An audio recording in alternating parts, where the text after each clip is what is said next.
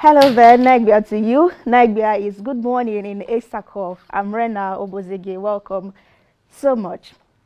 The Labour Party is alleging that the All Progressives Congress APC is working ahead of a possible rerun because they are aware that the tide of the wind is heavily tilted against them. They are calling on their membership of over 10 million, according to them, to get ready to humiliate the APC again, just as they did in the February election. And those are their words if the plan materializes.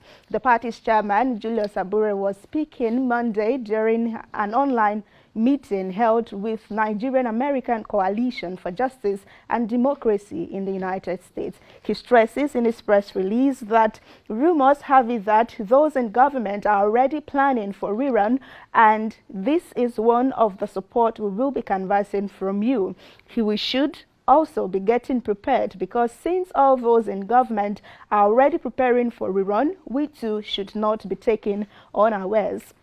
He continues to say that, so we will be needing your engagement and support on this aspect if peradventure it happens today that the election is nullified, which is not what we are asking for, because we are asking for outright declaration of Peter Obi as the president of Nigeria.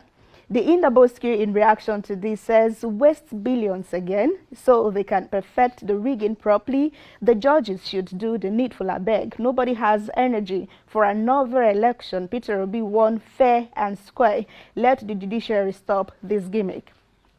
For Austin, he says we can't allow rerun. APC planning rerun may mean that the Supreme Court would cancel the election but will uphold the eligibility of Tinubu. INEC will then say beavers would not be used due to failure in the last election. Another massive rigging, loading.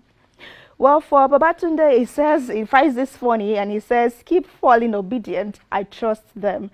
And finally on that is this Alahaji, who says, obedient create a scenario in their head, then they start celebrating. Away from this now, or just to mention that it is an unconfirmed list, just as I mentioned. Let's just go to our next story. A new unconfirmed list, different from what's been in circulation, of President Bola Ahmed Tinubu's ministers to be, is making the rounds on social media. In the list, a former governor of Edo State, who just made it to the Red Chambers, Adams Oshomole, is the Minister of Works and Housing, while the Ministry of Police Affairs will be manned by Nyesom Wike. It's a list of 42 appointees, but these two and the absence of Femi Fani-Kayode is a thing for netizens, even though it is an unofficial list. I mean, this is as a former governor of Ekiti State, Ayodele Fayose, has made a case for Wike, saying that he believes that Wike's appointment will simply be an appreciation for his role in the emergence of Tinubu as Nigeria's president. Wike was trending, so how did this go? Blossy says this list had better been a joke. Wike Minister of Police, God abeg go.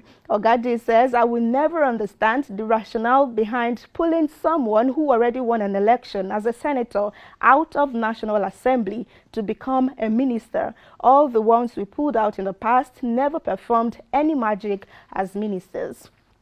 For Toby, it says, the list is hilarious. It's full of yes men who are being rewarded for their role in pulling this country backwards.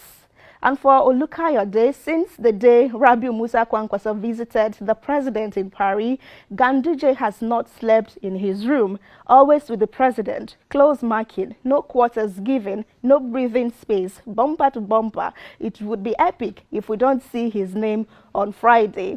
And the concerned Nigerian netizen for FFK, it says, is that how they would treat my brother at real FFK? Official Bola Ahmed Tinubu, it's not fair now, even if he's special assistant at all, Naim Bad Paso.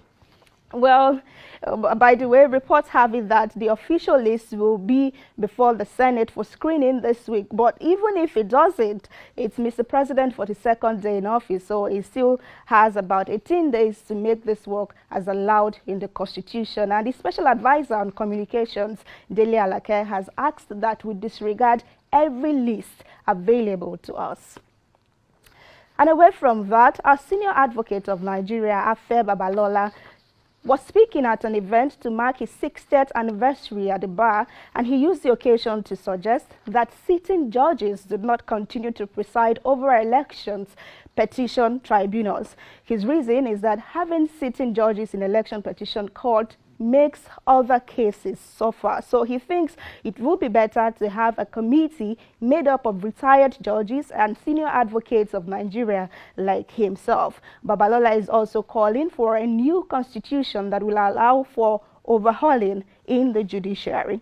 Partly, he says election petitions should not be handled by sitting judges. They should be decided only by a committee set up consisting of senior advocates and retired judges. In that case, regular courts would not close down.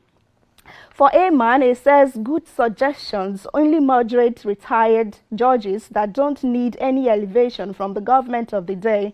They don't have anything to lose. Rather, better country would be their goal. For Onyeka, it says they will be easily influenced. Post-retirement hunger and fantasies of opportunities missed during their career will make them vulnerable. Also, there is no regulatory leash on them after retirement. They will not care for reputation when the bribes before them is appetizing. And last reaction is coming in from Brown, who says, you cannot look your benefactor on the face. We are missing it daily in this nation. How will it be to pronounce a judgment on your superior? You are expecting a sitting judge to be so bold in a neck-breaking society. Well, to another story, Nigerian actress Toyin Abraham has been in the news with her latest movie, Ijakumo, as reviews continue to pour in. While she's gotten a lot of accolades for a job well done, many others also think that she dropped the bar way too low. On Twitter, people like Regha criticized the movie, advising people not to bother wasting their resources on seeing the movie like he did. So on Sunday, Toyin Abraham had an award ceremony to attend, and then she tweeted, talking to Daniel, and he says, my darling Daniel Regha, I hope to see you today face to face at Trend Up Awards, so you can kindly tell me where you need me to improve in filmmaking. I saw your tweet on Ijakumo, and I will be happy to see you, so you can tell me where to work on. Hope to see other lovely influencers as well today. But Daniel made it to the event, and in an interview, he says he was being asked if he was afraid of seeing Toyin, and he says, why won't I say it to her face? Where is she? The movie did not make any sense, and I regret. I just wasted more than 2 hours watching Netflix that I even borrowed from my landlord. The movie did not make any sense. Honestly, if she is here, I will say it to her face. She cannot beat me in public now. Well, this is what Toyin was reacting to. I think in July 4th, Daniel made this tweet, and he says, I understand that we Nigerians should support our industries, but let's normalize giving honest movie reviews so people don't waste their time. Ijakumo is one overrated movie. I watched it and don't get the hype.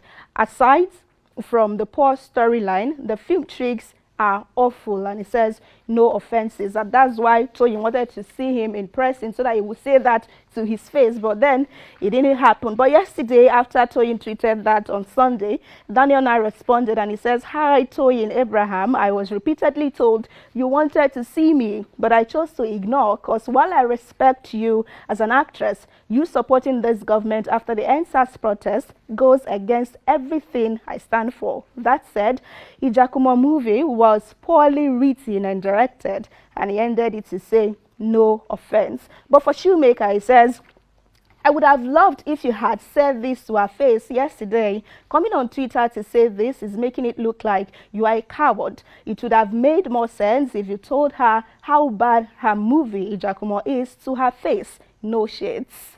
Well, for Joy Girl, it says, I saw this movie last week. It was a total waste of my time and it wasn't entertaining at all. I even slept off. I beg, just try to improve on your art or just produce it as purely Yoruba movie. And she says, no shade. In more reactions, Mopo says, I just watched this hyped Ijakumo movie by Toyin Abraham. Sincerely, this movie is underhyped as far as I'm concerned. This movie made me believe again that Bollywood is not far ahead of Nollywood in filmmaking. Every scene is fire. Ijakumo promotes Africa and culture, and it says I'm entertained.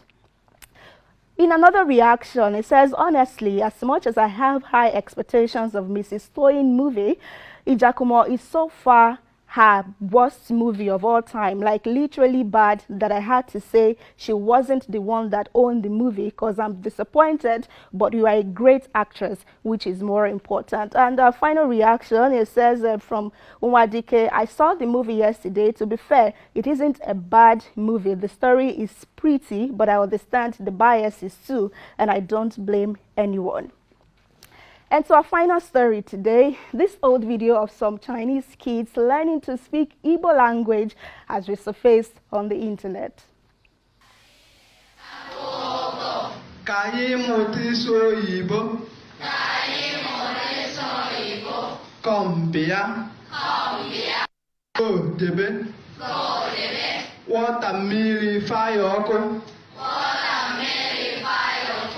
Today, botata. Yesterday, onyaho.